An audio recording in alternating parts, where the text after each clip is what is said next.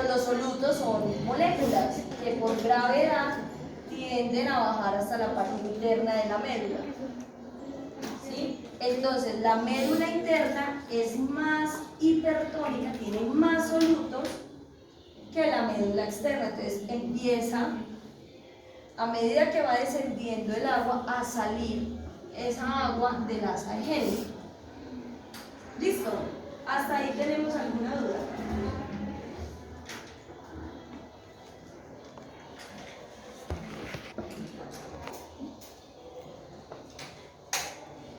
Pero ¿qué pasa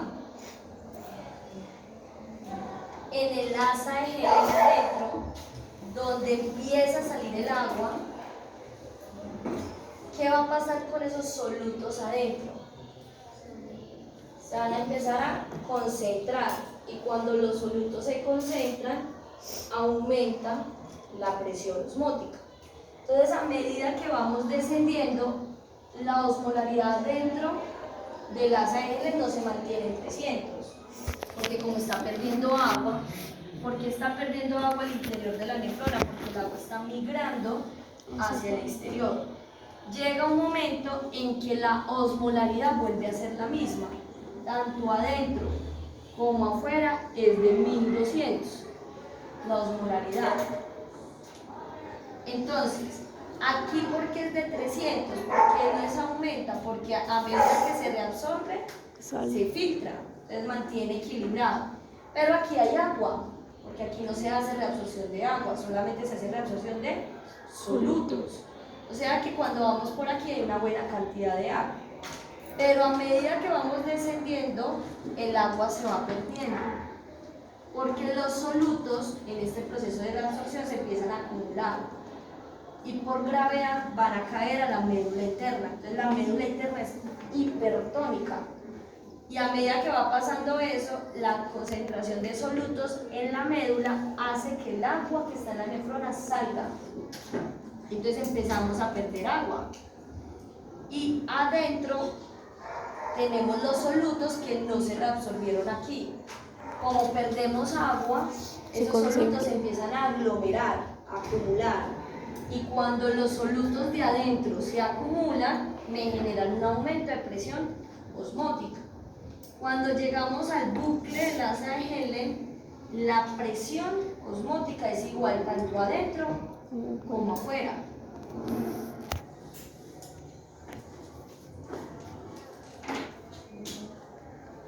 Pero no bajaría la de afuera, porque normalmente sigue entrando agua. Ah, bueno, pero ¿qué pasa con la base recta? Los vasos sanguíneos. Acuérdense cómo es la sangre de esa base recta, de esa arteriola eferente. Entonces acá teníamos una arteriola, que es la que saca la sangre del glomérulo, y es una arteriola que no tiene casi solutos ni solvente, porque ¿qué pasó con el soluto y el solvente? Se filtró. Entonces, cuando esta arteriola eferente sale del glomérulo, se convierte en unos capilares y empiezan a envolver los túbulos. Los capilares acá empiezan a llenarse de solutos. Entonces, cuando pasamos a la base recta, que son los capilares que están en el asa de Henle, esto se llena de agua, porque el agua está saliendo, pero como el vaso sanguíneo no tiene agua, ¿qué pasa con esa agua? Pasa de la médula al vaso sanguíneo, o sea que esto no se inunda de agua. En realidad el agua mantiene saliendo, porque de aquí, ¿a dónde va el agua? Al vaso sanguíneo. En el capilar, este se llama basa recta, que es el que iría encima, la presión osmótica es muy alta. Y como esto se está llenando de agua, esto llega a un momento en que se llena de mucha agua porque hay mucho soluto, pero esa agua no se mantiene ahí. Esa agua entonces empieza a migrar hacia la base recta. Entonces eso permite que si el agua se desplaza aquí, vuelva a generar el medio hipertónico, vuelve y salga agua. Es como un ciclo, se mantiene constantemente. Esto se llena de solutos porque constantemente estamos reabsorbiendo. Al llenarse de solutos, sale el agua, se llena de agua, pero al mismo tiempo el agua migra al vaso sanguíneo.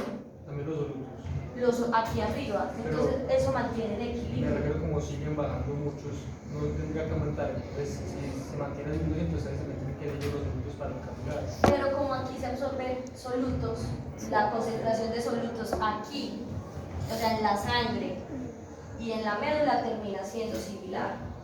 Entonces acá lo que se empieza a reabsorber es mucha agua, porque ya hay muchos solutos que se reabsorbieron acá. Unos se reabsorben, otros migran y al mismo tiempo se están filtrando porque es un mecanismo que no para. Constantemente se filtra, se reabsorbe, pasa a la sangre y nuevamente está sucediendo. Entonces eso permite que la concentración de solutos y la concentración de agua sea muy estable. ¿Listo? Entonces, cuando el vaso sanguíneo, la vasa recta, pasa por el asa de Henle, la presión osmótica es alta. ¿Por qué? Porque ya se reabsorbieron solutos. Acuérdense que para absorber solutos simplemente vamos de donde hay más solutos, donde hay menos.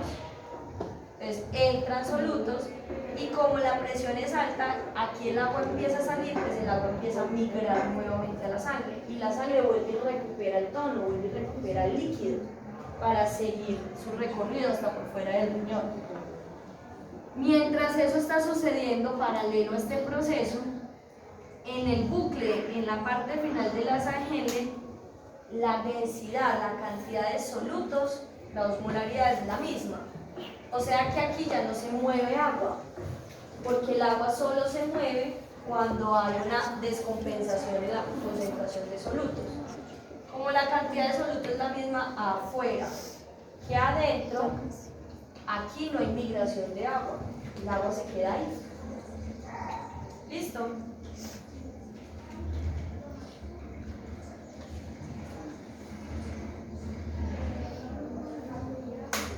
Ahora, en la rama ascendente, lo que se genera, vamos a ponerlo aquí, ahí está.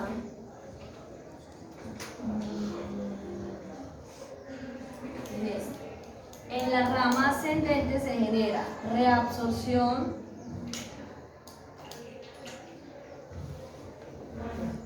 de cloruro de sodio y recordemos que es impermeable. Pero las nefronas corticales. Entonces, eso está pasando en las nefronas yuxtamedulares. Sale agua, se reabsorbe, porque son las que más delgadas tienen la pared. En las corticales, en las nuevas de lugar en la asa de Henle, la rama ascendente solo es delgada en una zona.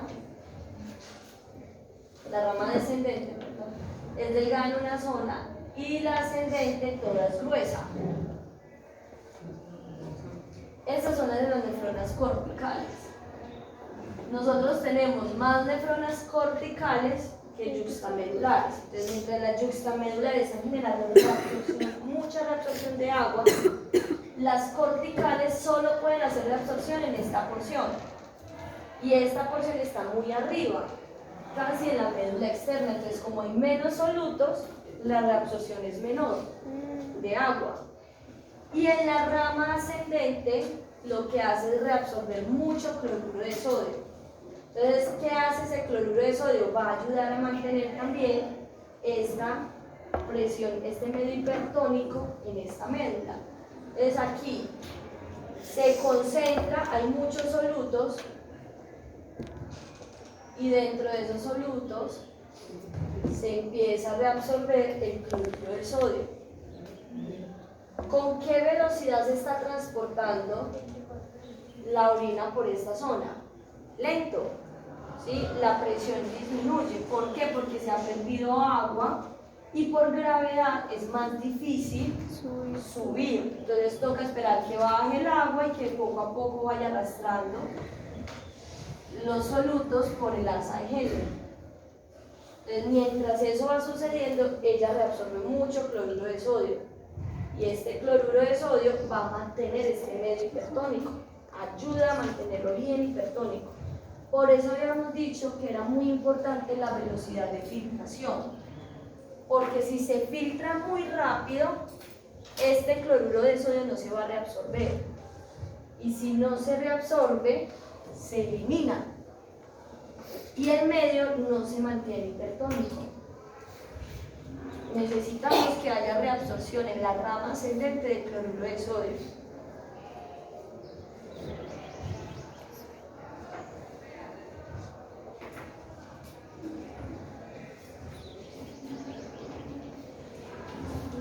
Entonces, como se empieza a reabsorber cloruro de sodio, sale el cloruro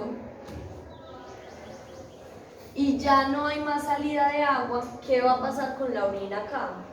Sale el cloruro y el agua se concentra. ¿Cómo va a estar la orina? ¿Diluida? ¿Diluida o concentrada? No, porque el soluto no salió, pues. ¿Ah? El soluto no salió. En esta nefrona estaría diluido. Dentro, la orina adentro se empieza a diluir. ¿Por qué? Porque ya no se está filtrando, ya no se reabsorbe agua, porque las paredes son gruesas. Y la densidad en este caso es la misma, tanto afuera como adentro es la misma. Y aquí las paredes son gruesas, el agua ya no sale. Listo. Y al mismo tiempo, los solutos que están adentro empiezan a salir. El cloruro de sodio sale, entonces la orina se empieza a diluir, se empieza a concentrar más líquido en comparación de sodio. ¿Listo? Entonces ahorita habíamos hablado que uno de los factores de la formación de la orina era la dilución de ese asa de gel y del túbulo contorneado distal, y es por esto. La orina va pasando, esto sucede al mismo tiempo, tienen que tener eso presente, que mientras esta está reabsorbiendo agua, esta está enviando cloruro de sodio para mantener ese medio hipertónico y que esta pueda reabsorber mucha agua, ¿sí?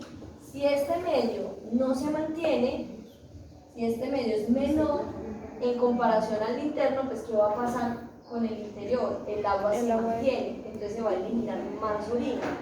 Entonces esta rama ascendente de las nefronas corticales es lo que permite mantener, uno de los factores que permite mantener la dilución y la concentración de esta orina. ¿Cómo? Aquí ya no se reabsorbe agua. El agua que va pasando por esta nefrona, no esta, sino esta, solo se reabsorbe en esta parte. Entonces acá se empieza a concentrar el agua. Y además la rama ascendente empieza a sacar sodio, cloruro de sodio. Entonces hay más agua adentro que afuera y no puede salir porque tiene paredes gruesas. Y la concentración de solutos es mayor afuera que adentro. ¿A quién le conviene que haya más solutos afuera que adentro? A esta nefrona, porque al haber más solutos afuera, más agua reabsorbe. Entonces, una nefrona reabsorbe agua y la otra permite concentrar la orina. ¿Listo? ¿Entienden cómo sucede acá el mecanismo? Entonces, a medida que va ascendiendo, el agua ya no sale. Y acá va a pasar algo similar. Como acá se concentran los solutos, ya no se puede reabsorber agua porque la osmolaridad es igual adentro que afuera. A medida que sube, va a haber más solutos adentro que afuera. Miren, acá hay menos solutos. Entonces el agua va a empezar a ingresar un poco hasta que lleguemos a la rama gruesa donde el agua no se mueve, porque como las paredes son gruesas, no hay forma de ingresar. Y así concentramos la orina. ¿Listo? Voy a volver a repetir todo lo del mecanismo de contratransporte. Entonces el mecanismo de contratransporte nos permite mantener la tonicidad del plasma, la cantidad de líquido del plasma. ¿Para qué nos permite o cuál es la importancia de mantener la tonicidad del plasma? Que gracias a la tonicidad la sangre se mueve, ¿sí? Eso es lo que necesitamos, que la sangre se mueva.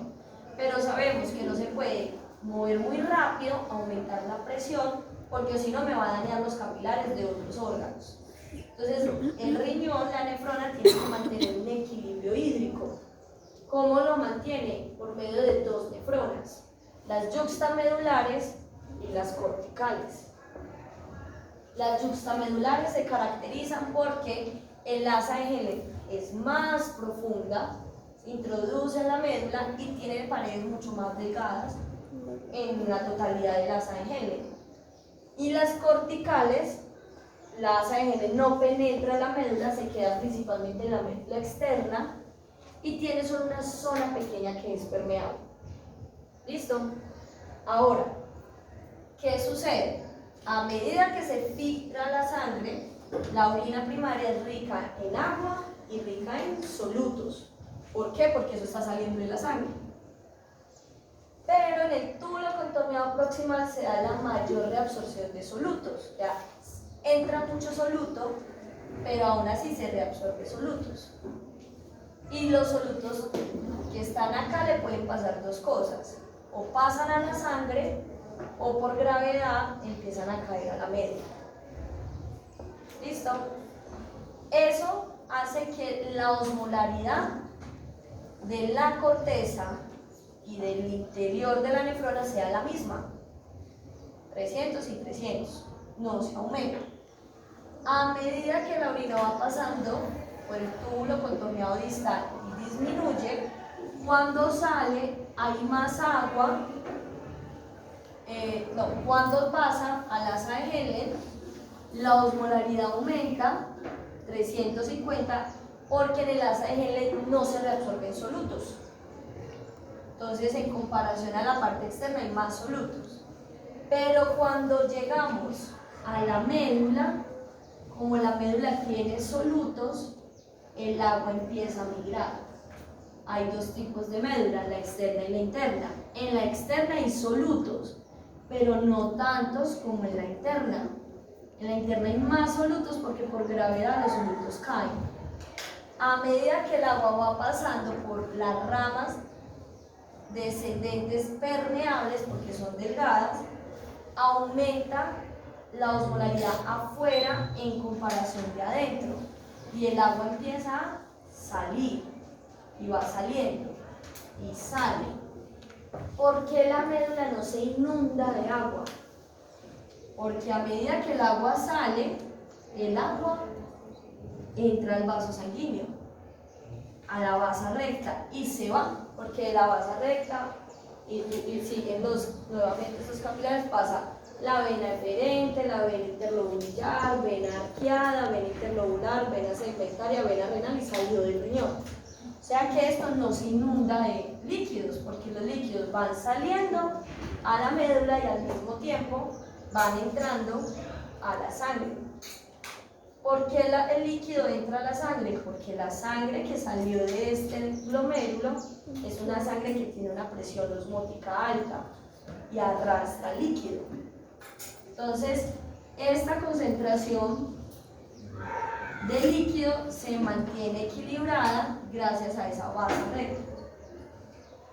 A medida que van bajando la orina por el asa de Henle, la rama descendente, el agua sale, pero los solutos no salen, porque el asa de Henle no hace reabsorción de solutos, solo hace reabsorción de agua. Entonces, ¿qué va a pasar con los solutos? Se concentran y se genera un aumento en la presión osmótica, tanto adentro como afuera. Como la osmolaridad es igual, el agua ya no sale. Entonces, ¿qué le pasa? El agua acá empieza otra vez a concentrarse. Ya no va a salir el agua empieza a retenerse porque aquí hay más solutos. Entonces, aquí, a medida que vamos avanzando, miren que los solutos afuera disminuyen y adentro, ¿qué les pasa? Se concentran. Entonces va permitiendo retener el agua. Ya no sale el agua, sino que se retienen ahí. Lo mismo pasa en las nefronas corticales. En las nefronas corticales, la salida de agua es menor, porque solamente hay una porción que es delgada, que es permeable, que es esta, la descendente. El agua sale en esta zona, pero aquí ya no sale el agua, porque las paredes son gruesas. Entonces llega agua, hay muchos solutos. Dentro de esos solutos está el cloruro de sodio. ¿Qué van a hacer las nefronas corticales? Van a empezar a reabsorber mucho cloruro de sodio. Este cloruro de sodio mantiene hipertónico este medio. Entonces, sale cloruro de sodio, el cloruro de sodio baja y esta médula interna se llena de puros solutos, cloruro de sodio, y genera un medio hipertónico, lo que permite que esta nefrona yuxtamedular siga reabsorbiendo agua. Las dos nefronas tienen que trabajar a la par, siempre. ¿Listo? Por eso habíamos dicho que si la velocidad de filtración es muy rápida, el agua va a bajar por acá tan rápido que no le da tiempo al asa de Henle en reabsorber cloruro de sodio. Entonces, ¿qué va a pasar con todo esto que está acá? Se va a eliminar. ¿Listo? Este mecanismo se llama mecanismo de contracorriente. ¿Tienen alguna duda? No. ¿Tienen alguna duda? Vamos.